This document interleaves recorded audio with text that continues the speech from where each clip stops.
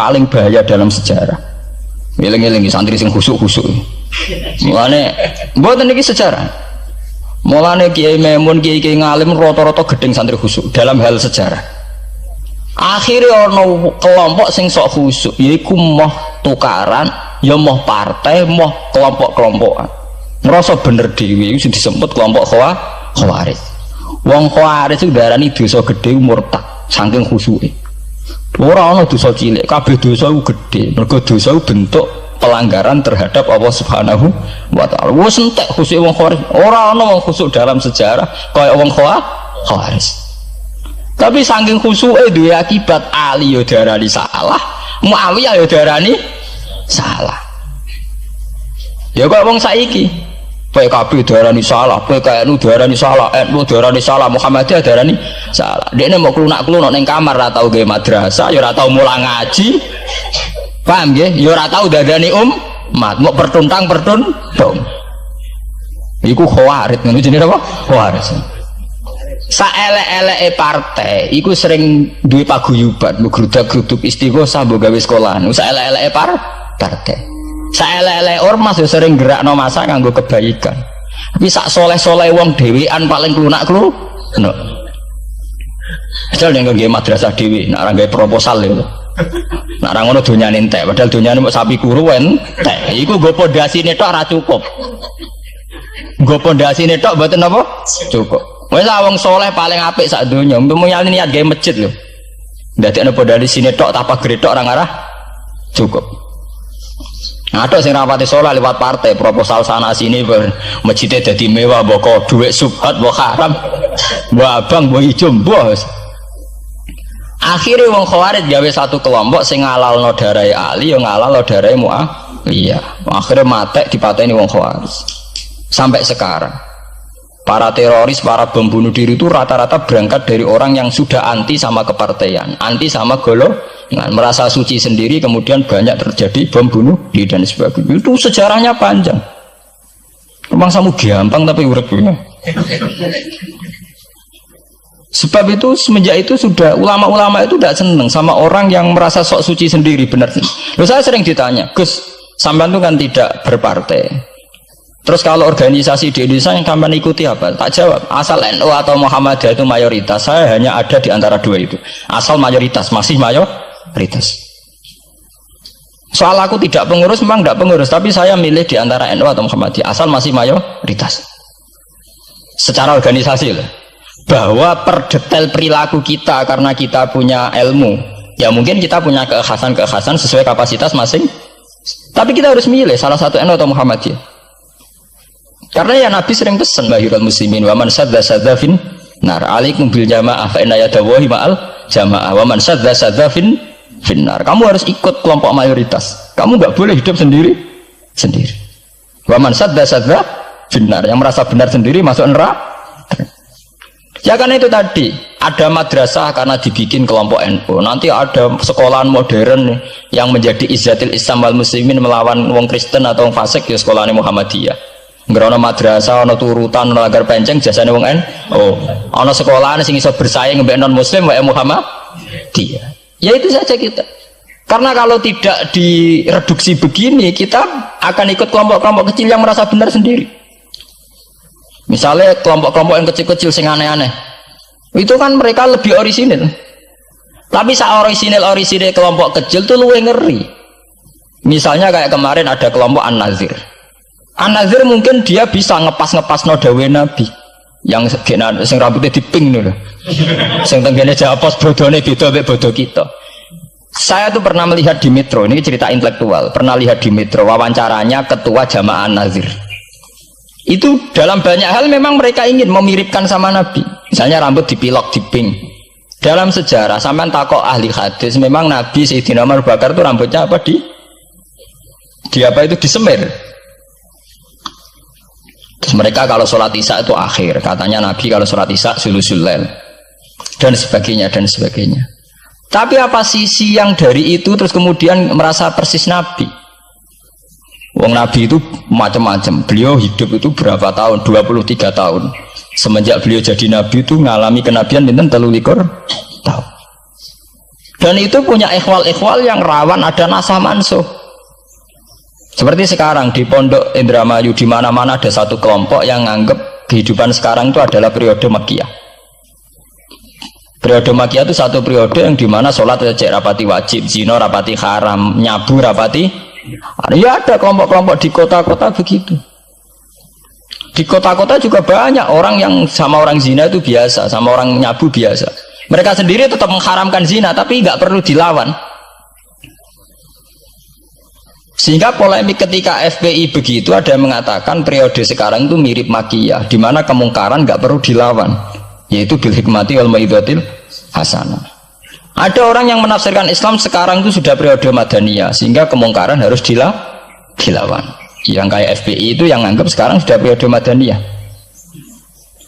Lah itu kan artinya begini, semua itu toh mengklaim mirip-mirip niru Kanjeng Nabi. Masalahnya semua itu juga ngeklaim mirip-mirip niru Kanjeng Nabi. Nah, terus kemudian ini cerita Malik ahli sunnah. Kemudian sejarah memanjang. Sausi Ali bin Muawiyah keok, Sayyidina Ali keok di putra Sayyid Husain. Sayyid Husain kon ngakoni pemerintahane Yazid teng Syam. Sayyid Husain boten kersa. Idzan al mautu khairun bi. Kalau begitu lebih baik mati. Terus dibantai teng Karbala. Bonus. Ketika dibantai di Karbala malah melahirkan trauma lagi. Wong Islam sing model tipikal Sunni tetap melok Yazid.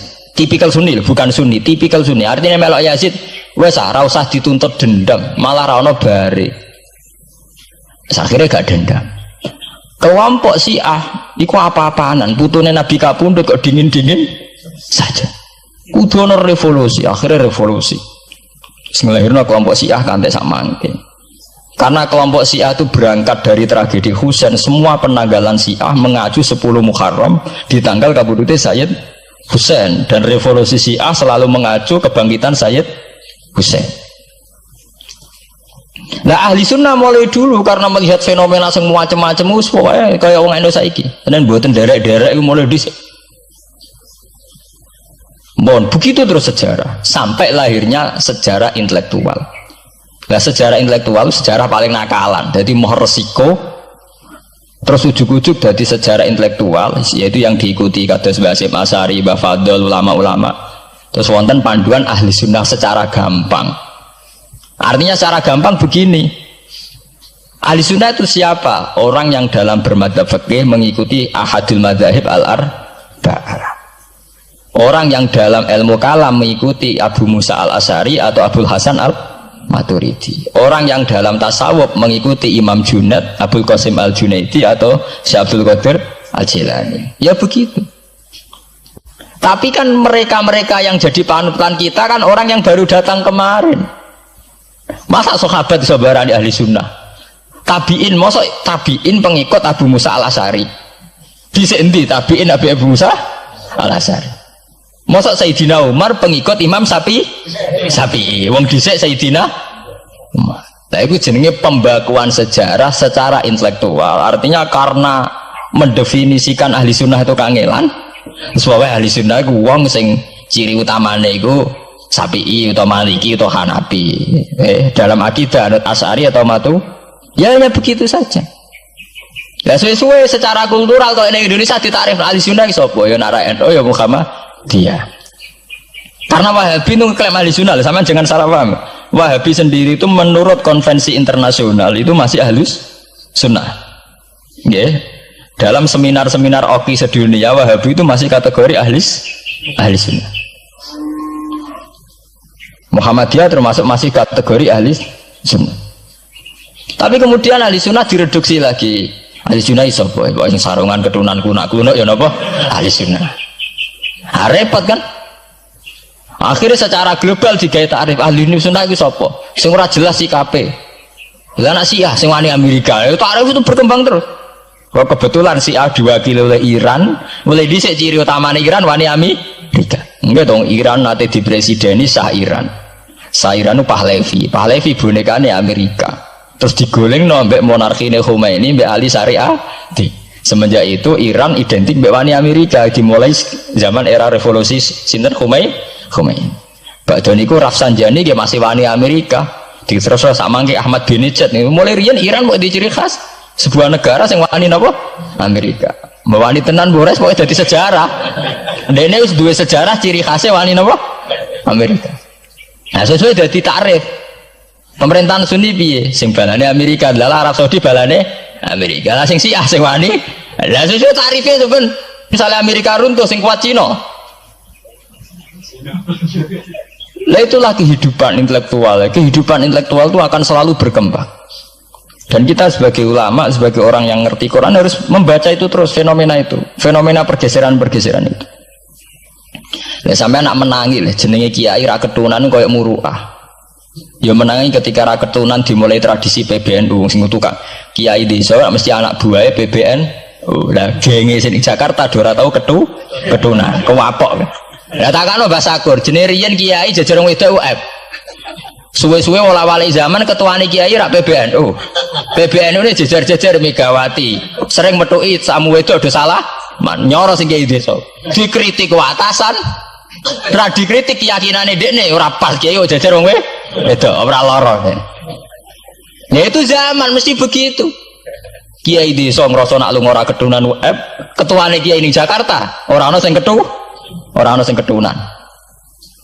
Cara desa kiai jagoan mbek wong wedok iku ketuane kiai sing di Jakarta ya ora trimo jagongan koalisi. Ya itu kehidupan intelektual. Kita harus lapang dada berani membaca itu. Itu fakta. Kowe ora usah dadi khawarij karena kecewa terus dadi napa? Khawarij. Kecewa Pak Hasyim Asy'ari, kecewa Gus Dur to dadi khawarij klunak-klunuk mbek gremang-grem. Ndak bisa. Kita harus gentleman sesuai dawuh Nabi ilzamu jamaahirul muslimin wa man sadda finnar alaikum bil jamaah fa inna yadawu ma'al jamaah wa man sadda finnar. Mane kula umpama partai nggih milih sing gedhe, ormas nggih milih sing gedhe, bukan oportunis ya milih yang itu. Mergo sing cilik-cilik malah bulet ngono ngaten. Paham nggih? Mungkin yang cilik itu bener tapi bulet. Cara bahasa ini dari mainstream saja, yang umum-umum saja. Kan kula kiai kan buta lumara ketunan ya ra ketunan. Umume wong piye nggih wae umum-umume wong. Kula niku khusus umum-umume wong sing ringan-ringan saja itu sing umum-umum saja. Gitu tadinya.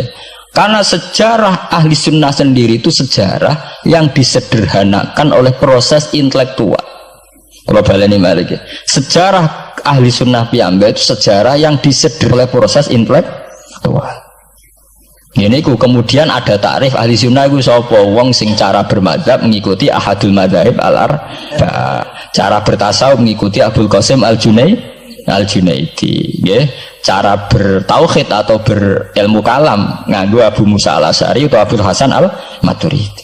Tapi mana ada takrif itu zaman Nabi? Nabi ora menangi periode ini Abu Musa al-Asy'ari, ya ora menangi Abdul Hasan al-Maturidi. Zaman mau ngoten tok. Ahli sunnah sinten ya Rasulullah? Ma'ana alaihil yauma wa ashabi. Ya wong sing anut aku lan anut sahabatku. Alaikum bisunnati wa sunnatil khulafair rasyidin al-mahdiyyin. Kowe ku anut aku lan anut khulafair rasyidin. Iya zaman Abu Bakar enak ketuane sitok. Tunggale zaman Basim Asy'ari enak karo anut Basim, nak era putu. Jare sepuh ya putune, jare sitok iku ya putune, iku ya putu. Angger wong ya putune. Kula ereng wonten kiai alim wali teng Jawa Timur. Niku anak putune iku ora bangga. Mergo ager wong wis putune. Lho nggih to nggih. Misale Basim Asy'ari kiai top. Nak Basim jek dhewean kabeh wong menapa dawuh Basim. Era anak rek 6 5. Lah nek era putu karek ngitung kan. Anak 5 dan anak 5 anak putune wis sawe. Putune madhabe beda. Wong kula mondok sarang nggih menangi. Istilah sarang riyen Bani Ghazali, madrasah sarang namine Madrasah Ghazaliyah. Era Mbah Ahmad Bani Ahmad. Era Mbah Zubair Dugdeng, alim terkenal istilah Bani Zubair. Samangke pun benten malih. Putrane Mbah Zubair itu banyak. Ya, putrane Mbah Zubair banyak. Nah, kebetulan yang punya nama besar Kiai Maimun. Ya ada sendiri Bani Maimun, yang satu Bani siapa? Bani. Ya sama Mbah Zubair. Tapi era anak kan sudah beda kan? Lah Basim Asy'ari nasibnya ya nanti kayak itu. Beliau satu dulu masih tunggal, wong mesti daerahnya Basim Asy'ari. Era putu. Gus Dur ya putune, Lili Wahid ya putune. Anake Ki Wahid piyambak pinten? Urung anake Pak Yusuf Hasim piyambak pinter misalnya anake sudah pirang-pirang kabeh ketika tukaran alasan aku ya putu iku ya putu sing dinggo genderane bae ayo. Dan iki kula cerita Mbah Batu Ampar Samsudin Batu Ampar wali terkenal ya wong dadi putune ya bangga tapi saiki putu-putune ora bangga mergo angger wong ya putune lah anak sebagian anake sing seneng wayo apa angger wong putune di antara duriane sing seneng wayo angger wong ya putune ini masalah-masalah yang itu tadi ya. Kemudian ada persederhanaan intelektual kayak masalah ahli sunnah itu sing anut Sayyidina Ali jari anut sahabat sing anut Muawiyah jari anut sahabat termasuk sing anut Ibnu Abbas sing anut Abdullah bin Umar di mana dua sahabat ini dalam posisi orang melok-melok makanya kayak saya kayak ulama-ulama rata-rata mengikuti mazhabnya Abdullah bin Umar karena saat ada konflik Ali Muawiyah beliau itu bersikeras orang melok-melok beliau tetap mengajarkan sunnatul Rasulillah tanpa berpihak kelompok. Tapi banyak riwayat mengatakan Abdullah bin Umar bin Abbas itu kecewa. Hanya kecewa itu getun dia ramel-melok. Ya karena itu tadi, ketika ada dua pilihan ramel-melok ya terus repot. Dia tuh sampean saiki pikir mau nih, saelek-eleke wong melok P3 atau PKB, iku melok nentokno kemaslahatane Jawa Timur, mbah Bojonegoro, mbah apa. Tapi saapi-api wong ra melok-melok, nentokno mudun lho ra melok-melok. Sehingga ada mazhab ahli sunnah sing majibno wong kudu melok-melok karena saapi-api wong ra melok-melok itu ndak ada yang dikaryakan nggak ada yang dipekerjakan. Oke, misalnya taruh saja misalnya sampean melok PKB atau P3 atau melok PAN saelek-elek melok itu mesti melok mikir nasib bangsa tapi saapi-api ra melok-melok ora ono sing mbok lakoni. Sebab itu ya banyak saja ulama yang mengatakan ketika ada partai yang macam-macam kayak kudu melok salah siji. Bukan apa-apa ya nganggo perhitungan amal kalau ulama ya pakai perhitungan apa? Amal. Sebab itu ketika ada waqatil Jamal, ketika Sayyidina Ali bentrok be Aisyah, itu ya sahabat ada yang melok Aisyah, ada yang melok Ali, ora kok terus muni ra melok. Ya tapi itu tadi kula wau matur teng awal ketika Rasulullah dawuh kowe anut aku lan anut sahabatku dawuh iku masih normatif. Artinya normatif ketika sahabat kepemimpinannya tunggal jelas anut Abu Bakar. Lah nek saiki sahabate dhewe wis tukaran. Iku tunggale ana wong dawuh kowe anut kiai, mati urip donya akhirat anut kiai. Lho urusane kiyaine dhewe wis beda be. Ngono urusane kiyaine dhewe wis beda. Ya iya misalnya kiai PKNU kan ngono alasane kowe anut kiai, anut sapa ora anut ya, empun mbah tapi kiai kula P3 mau cari kiai P3 aku mati urip anut kiai empun anut mbah cuma kiai kula PKB. Nah ini masalah lah ahli sunnah itu kayak itu posisinya itu begitu. Nah, kemudian konvensi internasional mengatakan daripada bulat ngono terus dibakukan secara intelektual dan diikuti oleh Mbah Hasyim Asy'ari, Mbah Fadl, ulama-ulama Indonesia terus gawe takrif sing sederhana. Ini terus dibakukan lewat kitab Al-Kawakibul Lama'ah sing disahkan Muktamar teng Jombang. Ahli sunnah pokoknya panduannya begitu. Fikih aja sampai metu ka madzhabul arba'ah. Tauhid aja metu ka Abu Musa Al-Asy'ari atau Abdul Hasan Al-Maturidi. Tasawuf anut Imam Abdul Qasim Al-Junaidi atau anut si Abdul Qadir Al-Jilani. Ya, atau Imam Ghazali ya kayak itu. Artinya umpama bebas ngeri. Misalnya bebas ngeten. Fakih anut Dawud Ad-Dhairi, ora selingkuh terus gitu misalnya. Wong Dawud Ad-Dhairi syaratnya kawin kaya wong selingkuh. Mesine fakih anut Dawud Ad-Dhairi gak barbaran dah. Oleh kawin mut'ah, oleh kampung apa wali. Ora seneng hotel seksine supir tok terus kawan kawin. Lah umpama tasawuf anut Ibnul Arabi utawa anut Al-Hallas. Apa wahdatil wujud kabeh manunggaling kawula ing Gusti. Untuk nggak tahu kita tasawufe kon anut Abdul Qasim Al-Junaidi sing kaya umume wong. Beliau sebagai ulama ya mulang ya kumpul wong. Lah munggo tasawufe anut Ibnul Arabi. Apa ora wahdatil wujud utawa anut Husain Al-Khallat apa ora dadi Siti Jenar. Paham ya? Jadi orang gunane dibatasi, nek ora dibatasi liar tenan.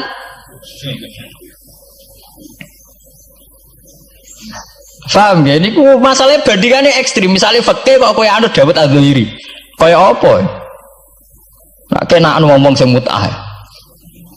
Malah nangger ngaji muin Wahab angger nyritakno syaraté kawin nganggo wali khilafan di Dawud Adz-Dzahiri, nganggo syahid ya khilafan di Dawud. Mergo cek dendam ulama-ulama beda Dzahiri. Syaraté kawin kok gampange ngono. Paham ya? Lah santri dendam mbek madzhab dhewe mergo syaraté kawine santri kudu nglibatno bapake wali. Lah kadang bocah wis pacaran bapake ra setu. Dadi santri rata-rata nganti-nganti Joko tuwa ya korban madzhab Syafi'i. Mergo bocah wis gelem bapake ora gelem. Lah bapak ning gone fikih Syafi'i dilebokno rukun. Dilebokno napa? Rukun. Angel langkane. Lah ya ahli sunnah itu terus disederhanakan. Kula nggih matur nuwun nggih. Saya pikir kados Basim Asari, kados Mbah Fadl, Kiai Memun, kiai-kiai yang alim riyen Mbah Maksum, Bali Maksum yang bertanggung jawab terhadap proses kesederhanaan ini. Tapi kita harus terima kasih. Lewat muktamar di Jombang atau musyawarah besar tidak tahu saya, itu yang jelas di Jombang itu disederhanakan tuh mudah. Ya tadi andai kan tidak disederhanakan begitu, kayak kasus-kasus di kampus itu. Di kampus karena saking hormatnya terhadap nilai intelektual, tasawuf manapun diambil. Termasuk tasawufnya Jalaluddin Rumi, tasawufnya Ibnul Arabi, tasawufnya Husain Al-Hal. Nah, sehingga mereka enak saja wae Jumatan untuk nganggo tarian, jenis tarian Rumi, gak usah Jumatan. Ke tarian Rumi ya ibadah, Jumatan gitu. Kan dari Rasulullah Shallallahu Alaihi Wasallam itu harus ditulis. Karena hanya dengan ditulis ilmu itu abadi. Nggak boleh riwayat itu hanya berdasar karena kamu hafalan mundobit itu terus tidak nulis, tidak boleh. Kita itu punya pengalaman buruk dan itu eman betul. Gini ku fiqhul Les bin Sa'ad.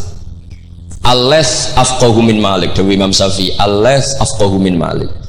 Illa anna ashabahu dayya'uhu, kata Imam Syafi'i. Lais itu orang paling alim, alimu Misra, faqihu Misra. Itu kalau debat sama Imam Malik itu berjilid-jilid. Tapi ashabu Malik itu lebih peduli terhadap pikiran-pikirannya Imam Malik, sementara ashabul Les itu enggak. Sehingga enggak ada mazhabnya hilang. Jadi nasib ulama yang mazhabnya hilang itu Les bin Sa'ad. Kemudian Sufyan bin Uyainah, ini semua gurunya Imam Malik. Sufyan As-Tsauri juga gurunya Imam Malik, gurunya Imam Syafi'i. Nanti nasibnya Mbah Mun kalau tidak ada yang mentadwin, membukukan, akan seperti itu. Karena orang akan menafsirkan tidak dengan panduan guru-gurunya ila Rasulullah Shallallahu Alaihi Wasallam. Saya masih ingat ketika ini betapa luar biasanya Mbah Mun tentang tafsir. Seperti yang kita katakan Gus Rosid tadi, Mbah Mun itu putra Mbah Zubair, tapi ngaji sama orang ahli tafsir, ahli Quran, Said Alam. Sehingga Habib Salim Asy-Syatiri itu punya karangan ya tentang tafsir, namanya An-Nafahat Al-Haramiyah atau Al-Fawaid Asy-Syatiriyah. Kalau gadah kitab sekitar 2 jilid. Mbah Mun itu dulu ngajar kita Faidul Khobir fi ulumil Quran, fi ulumit tafsir. Rian ngajar seminggu 2 kali di MGS. Ini Pak Sukron ya termasuk alumni MGS, berarti pernah sekolah berapa kali Pak? Ulang Mbah Mun? Seminggu 2 kali. Jeleng seminggu 2 kali. Khatam. Tak kok khatam gak boleh. Jujur itu baik. Jadi jujur itu baik. Nah, barokahnya mudawan. Saya beri contoh satu, betapa resikonya andekan ilmu itu tidak mudawan. Ya kayak Khawarid itu. Khawarid itu orang yang ibadahnya khusyuk, tapi itu kecelakaan bagi sejarah umat. Sampai Nabi ngendikan syarru hadil ummah al khawarid syarrul khalqi wal khaliqah. Orang Khawarid itu buruk-buruknya makhluk. Ini Kak sabda Rasulullah Shallallahu Alaihi Wasallam. Karena orang Khawarid itu menganalisis nubuah itu dengan pikirannya sendiri, bukan dengan pikiran sing mudawan musalsal ila Rasulullah Shallallahu Alaihi Wasallam. Saya beri contoh yang paling gampang. Ketika Nabi Fathu Mekah itu kan corong Jawa kudune kaul itu semangat tawaf. Tapi Nabi unik, semua sahabat itu tawafu mus'atan, semua tawaf secara jalan kaki. Padahal kayak apa kita diusir dari Mekah, kayak apa kita meninggalkan Mekah secara tidak terhormat. Mestinya Fathu Mekah yang diperjuangkan mati-matian itu menjadikan hal yang luar biasa. Dan kita punya kaidah al-ajur bi qadrit ta'ab, bahwa pahala itu sesuai tingkat kesulitan. Tapi Nabi itu unik, semua sahabat itu tawaf jalan, tapi Nabi itu tawaf rakiban. Nabi dengan santainya naik unta, kemudian beliau tawaf. Itu andai kan tidak ditadwin, tidak dibukukan oleh ulama-ulama, termasuk Imam Nawawi yang ngarang Majmu', maka orang Khawarij atau yang sejenisnya, nggak usah diterjemah garis keras atau garis apa nanti sensitif, pokoknya Khawarij dan sejenisnya. Dan itu di Mekah, jadi kamu jangan ngait-ngaitkan dengan Indonesia. Itu mesti menafsirkan kok enak Nabi lengas-lengas numpak unta sing liyane mlaku. Tapi barokahnya tafsiran ulama itu dibukukan. Nabi yang saat itu tawaf rakiban, ya, Nabi yang saat itu tawaf secara berkendara, itu afdolu mungkin bi alfi fadilatin sampai ila mala nihayatallah daripada yang tawaf masyian. Karena yang tawaf berjalan itu hanya melakukan satu kaidah bahwa al-ajru bi qadrit ta'ab. Tapi itu punya resiko fikih jangka panjang. Andai kan Nabi ikut tawaf jalan, maka akan dianggap syarat sahnya tawaf harus berjalan. Dan itu kita kesulitan ketika kita setengah lumpuh, setengah sakit. Lalu kalau kita pakai kursi roda, pakai skuter, dalilnya apa? Barokahnya Nabi tawaf rakiban, maka ada solusi, ada referensi kalau kita tawaf tidak masyian, yaitu dengan cara naik kursi roda dan yang lain-lainnya. Maka ketika Imam Nawawi, maka yang dilakukan Nabi itu fardun alaihi, Nabi melakukan itu harus, karena Nabi harus menjelaskan ke umat bahwa tidak termasuk syarat sahnya tawaf adalah secara berjalan, tapi naik juga boleh. Itu andaikan tidak ditadwin oleh ulama, maka pikiran ini tidak sampai kita. Dan kita rodok-rodok Khawarij, kok enak Nabi, padahal Nabi pas itu ya sehat. Nah sama, ketika Mbah Mun ngersakno Gus Yasin jadi wakil gubernur, juga abahnya Gus Rosid ini Gus Subak kerso jadi DPR RI, Gus Kamil ya ketua DPR Rembang. Itu maka menjadi fikih bahwa ulama itu tidak harus berhadapan-hadapan dengan negara. Buktinya orang sekali Mbah Mun, putrane diminta disuruh mengkhidmati negara. Sehingga harus menjadi tradisi besar bahwa ulama dan umarok tidak harus berbenturan. Bukan masalah menangkal. Coba kalau itu tidak ada rawinya, paling golek gaji, paling golek duit, nah itu kan ruwet. Itu tafsiran Khawarij.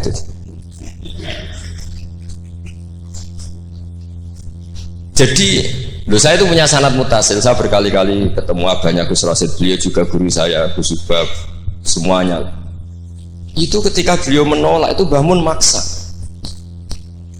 Gus Kamil dulu pertama disuruh jadi DPR ya menolak, sampai pernah transit di dalam saya di Jogja itu 3 hari. Dan Mbah Mun akhirnya sampai duka harus mau. Tapi lama-lama kita tahu bahwa beliau ingin menyelamatkan Indonesia, bahwa Indonesia nggak perlu dipertentangkan antara ulama dan umat. Nah, itu harus terus. Karena kalau kita ingin versi tertentu, pasti Indonesia itu chaos. Chaos itu ya chaos ya. Guru hara. Kalau guru hara terjadi safkut dima, pengaliran darah, yang dosa kita. Makanya Mbah Mun sering cerita ke kita. Saya tidak pernah bilang saya, ke kita. Semua santrinya levelnya sama, karena sama-sama dengar. Bedanya lali mbak eling ini gitu. Ambek paham sama tidak paham. Gitu. Sebetulnya saya ingin bilang saya, karena saya berkali-kali khasoni bidzalika syekhuna, tapi kita semua sama lah, sama-sama mutawatir sama. Fiqhus siyasa atau fiqhul imamah atau fiqhul khilafah, terserahlah bahasa sampean. Itu juga harus diwariskan. Sehingga dulu sampean tak ceritani, dulu yang semi-semi Khawarij itu ya sudah banyak. Wah Nabi itu harus ngomong akhirat terus, masa Nabi jabat. Oke, dari segi jabatan itu duniawi, kesannya buruk karena jabatan itu duniawi. Tapi kalau dibalik, atardo ayyaku nasolihu tahta yadidz zalim. Kue ridho kalau orang-orang yang nggak sholat, nggak cewek, nggak istinja, mimpin wong soleh. Jadi harus dibalik, harus membolehkan orang soleh yang mimpin orang dolim. Jangan dibalik, wong soleh pokoknya yang masjid kabeh, wiridan kabeh, dipimpin wong zalim, hanya karena kamu mengharamkan politik. Jadi orang itu harus ngerti. Makanya ketika beberapa nabi itu harus kita tahu, ada nabi yang ngaji terus kayak Nabi Yahya, Nabi Isa. Ada yang nabi yang seumur-umur itu jabat kayak Nabi Dawud, Nabi Sulaiman. Kamu boleh meniru Nabi Dawud, Sulaiman jabat, tapi nggak boleh meniru istrinya 1000. Itu 4 saja masalah gitu. Sitok wae kudu pegatan ya gitu. Rai-rai gak meyakinkan kan, satu aja sudah. Tapi itu tidak saya loh.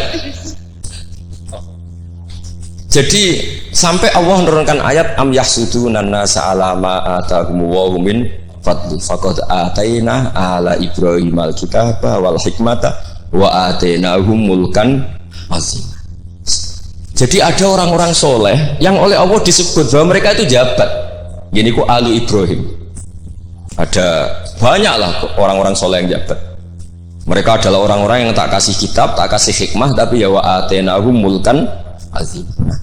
Ketika Mbah Hasyim dia putra Gus Wahid jabat, dulu Mbah Wahab Hasbuwah dia anak Gus Wahid juga jabat, Mbah Mun punya putra Gus Bab, abahnya Gus Rosyid dulu ya DPR RI, Gus Yasin wakil gubernur. Ini kita sebagai muridnya Mbah Mun bukan melihat urusan jabatan, urusan bahwa kita ikut berbakti sama negara. Makanya ketika Mbah Mun kapundhut hari Selasa tanggal 5 Dzulhijjah, itu saya masih ingat betul. Ketika itu saya di dalam, ada Gus Subab, ada Gus Naji, ada Gus Kamil, ada semua lah. Itu mereka itu kelihatan apa ya, masih nggak sadar kalau abahnya wafat. Kelihatan senang. Senangnya itu karena mereka menyaksikan betapa yang diinginkan Mbah Mun itu kesampaian. Beliau-beliau ini cerita, Mbah Mun itu cerita gini, Cung, aku nak mati Jumat berarti aku wali. Nak mati Selasa aku ya wong alim. Jadi berarti beliau itu milih jadi orang alim. Jadi dia relax.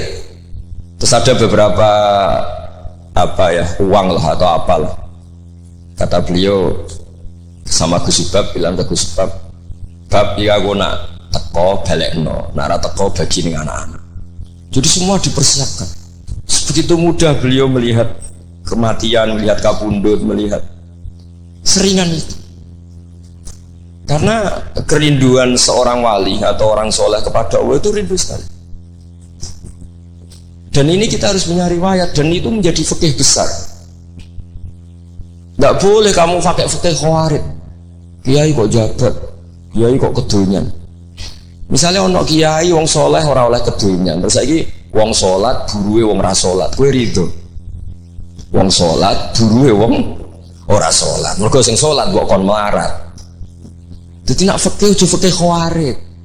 Fikih sing bener maca majmu'. Nak ra iso maca jerone maca judule. Ya sadar. Oke, Pak Doni, Pak Sukron. Karena dia di Mekah lebih terkenal ketimbang Mbah Mun gitu. Itu Mbah Mun sampai tertawa-tawa. Mbah, jebule jenengan teng mriki terkenal kula. Kok iso kron? Lha niku tiyang tunggal dalam iki Sukron. Ya jadi Mbah Mun punya murid ya macam-macam. Ada yang kayak saya, ada yang kayak Pak Sukron. Makanya saya pertama datang, Sukron dikur, jarang enten, celok, nak agak teko agak gelem isi aku. Terus datang. Tadi bisi saya, Gus aku difoto, nak raja jerjeran gak difoto. Terus saya bilang gini, saya itu kalau di mana-mana sering jejer wong putih, lagi ki jejer wong ireng aku. Semoga ini kafarohnya saya jejer wong putih-putih. Jadi saya teruskan lagi ya, harus selalu ada riwayat. Makanya saya alhamdulillah pernah diminta Gus Subab itu ya guru saya, beliau baca manhajnya fikihnya Mbah Mun di acara kesekian harinya Mbah Mun wafat. Karena saya masih ingat betul ketika di Medina saya sering digandeng Mbah Mun. Hak Sholahuddin Al-Ayyubi nganti pinter ngono iku jarene mergo murid Imam Ghazali. Tapi jarene hak murid ibu putu murid. Terus saya bilang putu murid ya impun nanti kalau hitung nak murid buatan pas, buatan tok waktu ini. Yes putu murid. Karena saya pernah di masjidnya Sholahuddin Al-Ayyubi di mimbarnya. Itu futuhatnya itu sekitar 815. Jadi kalau tak hitung Imam Ghazali lahir 410, 450, wafat 505, kayaknya buatan menang. Oh ya senang putu murid. Itu beliau punya konsep mengalahkan pasukan salib itu yang dipakai itu kitab Ihya. Itu singkat cerita beliau nyuruh jaiku golek ya, tak cari ketemu terus tak tasihkan beliau ya itu sih tak maksud ya itu Imam Ghazali begitu fasih cerita tentang penyusunan kekuatan dan itu logikanya sederhana sekali dari sesuatu yang jibillah yang normal. Misalnya begini ya, al-insan abdul ihsan, bahwa manusia itu pasti menjadi budaknya kebaikan. Hitung saja sekarang misalnya begini, kita jadi orang soleh, meditera karuan, gremengan sinis. Yang ini orang fasik, senyum, lomo, apian. Kira-kira orang netral itu kalau jagungan ke kamu apa ke sini? Yang lomo, yang nyaman kan? Sehingga orang boleh mengatakan ketika ngarang fikih, senyum itu sunat di karangan fikih. Tapi di aplikasi nyata tidak bisa. Bagaimana kalau ada orang netral, bisa soleh, bisa fasik, sing fasik senyum, sing soleh merengut, sehingga yamilu orang yang netral ini ke yang fasik. Kamu bisa ngarang fikih kalau sedekah itu sunat, karena itu sudah tidak wajib, karena yang wajib itu zakat. Kamu bisa ngarang fikih seperti itu. Tapi kalau dalam tatbiki tidak bisa. Misalnya saya orang soleh hidup di tengah kota, atau orang soleh hidup di pedalaman, terus saya medit mentang-mentang sudah zakat, nggak pernah sudah.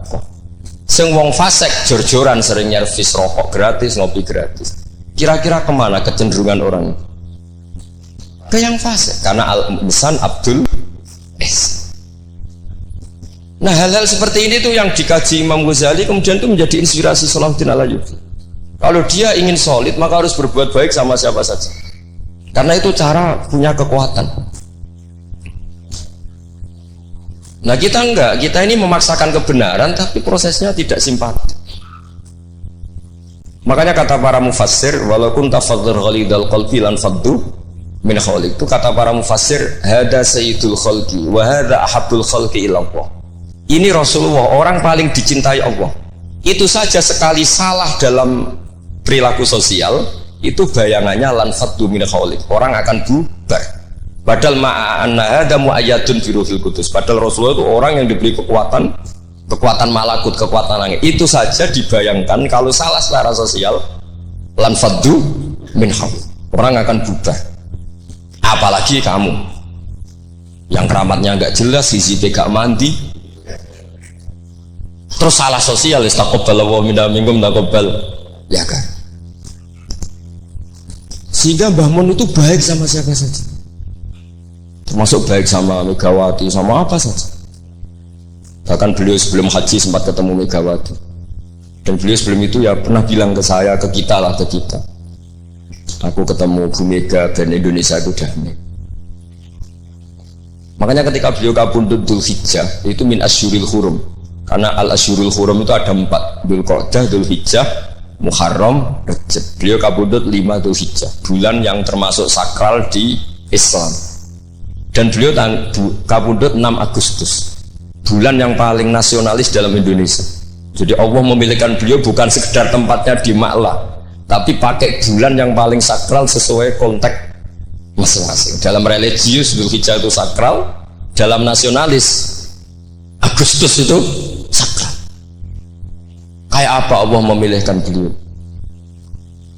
Makanya ini saya cerita ya, saya mungkin 10 menit lagi, sampai santai aja, ini nggak ganggu lama-lama supaya nggak ribet. Makanya diantara yang ditulis beliau tentang jabatan, tentang jabat, nah ini cerita saja. Beliau menulis feeling tuh sekarang halaman 37. Nanti kalau yang nggak paham ngaji sama Pak Sukron, sudah tak ijazahi tadi. Kobil tuh. Jadi nanti yang nggak paham, iya itu nanti. Kau jebolin. Apa? Kau jaluk deh. Orang serang. Kau lagi jaluk Melayu sudah. Sah kan? Sah. Ini konco kulo mulai teng sarang ngantos. Nanti foto-foto tegen kulo tanggal 3 Syawal. Nih Pak Sukron nih. Gus, gue nak jadi kiai jegeman kaya aku. Tak pikir apa? Ceritanya gini Gus Rosid, dia itu kiai, mungkin kiai debutan. Dia dengan santainya cerita, man soma Ramadan summa addu'ahu sitan min Syawal faka'annama somat daro kullah. Jadi puasa Ramadan kemudian puasa 6 hari Syawal maka seakan-akan puasa setahun. Singkat cerita ada orang lugu puasa tanggal 2 ini. 2 Syawal puasa. Sowan Pak Sukron pas kiai ini rokok. Terus kata orang lugu tadi, "Getun Pak aku anu jenengan." Jebule jenengan gak poso. Saya bilang, "Lah opo ke dalil ngono barang lha opo?" Dalil liyane ya kena. Tapi itu kearifan, menurut saya dia cerita itu kearifan. Maka ini warning ya. Siapapun yang ngiyai jangan dalil sesuatu sing ra iso nglakoni. Ora kok. Udah, ini ilmiah enggak apa-apa. Lho kula lah ora pati wani dalil sing ngoten-ngoten ora wani mergo wong santri sarang beben ora usah dirakat wis. Ngono ping 6. Piye? Tahu sepik. Dari bangun setahun memang ini didikan sarang yang keterusan. Mbah Mun itu kan mengharamkan santri tirakat. Iya, santri ora usah tirakat. Santri sarang ora usah tirakat. Mondok sarang tok iku tirakat. Nang yo banyune wasin. Kadang ape ning WC yo iku ning lembak-lembak. Wis banyu wasin gone sesekan ra duweke wis sumsumara tenan ngono. Jadi ora usah tirakat itu wis istirahat. Jadi saya ulang lagi ya, al-fiqhu fikih itu harus mudawwan. Saya yang sudah kecelok alim saja itu sering nggak tahu kalau itu tidak ditulis oleh ulama-ulama kita. Kayak tadi, kenapa Nabi tofa rokiban? Padahal Nabi juga yang mengajari al-ajru bi qadrit ta'ab. Andai kan Nabi tidak tofa rokiban, maka kita akan kesulitan nyari referensi bagaimana hukumnya tawaf pakai kursi roda.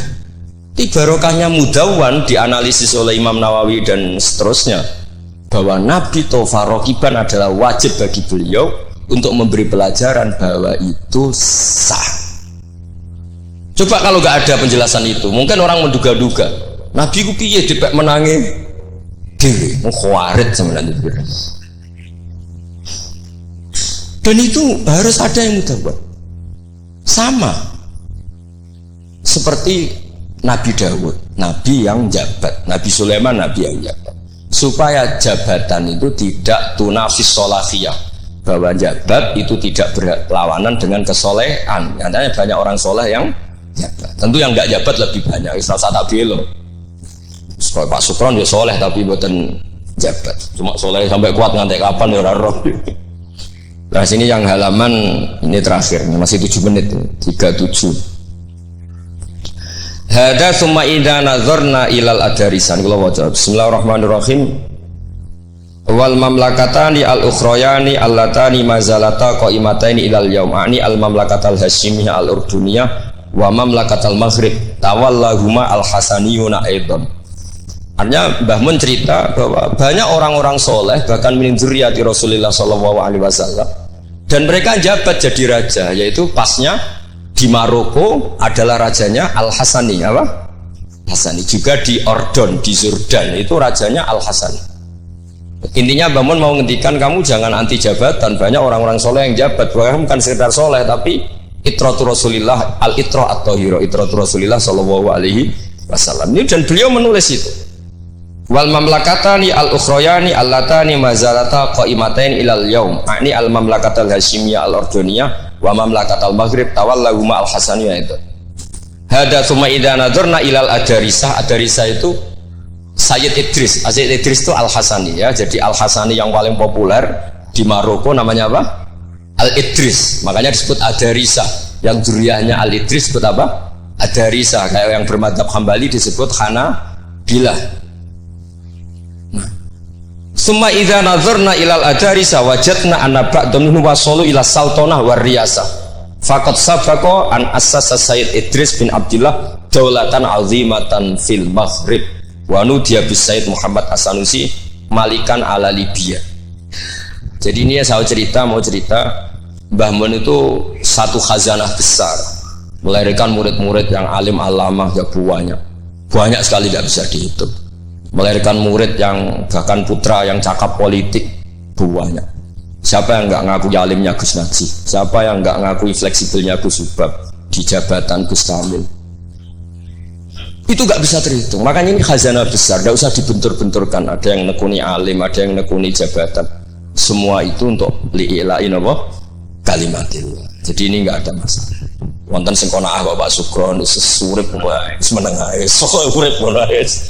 Tapi tadi sudah tak ijazahin. Nanti pokoknya ini kalau nggak paham tanya Pak Sugron. Assalamualaikum warahmatullahi wabarakatuh. Oke, terima kasih buat teman-teman semua yang sudah menyaksikan video ini. Mudah-mudahan bermanfaat dan bisa menambah ilmu dan keberkahan buat kita semuanya, guys. Dan oke, buat teman-teman semua yang baru gabung di channel ini, jangan lupa like and subscribe dan nyalakan tombol notifikasinya biar nggak ketinggalan video-video terbaru dari channel Sahabat Orchid TV, guys. Dan oke, buat teman-teman semuanya dimanapun Anda berada, mudah-mudahan kita diberikan kesehatan, rezeki yang melimpah, dan panjang umur. Oke, terima kasih. Salah-salah dari kami, mohon maaf. Ada kekurangan. Wassalamualaikum warahmatullahi wabarakatuh. Bye-bye.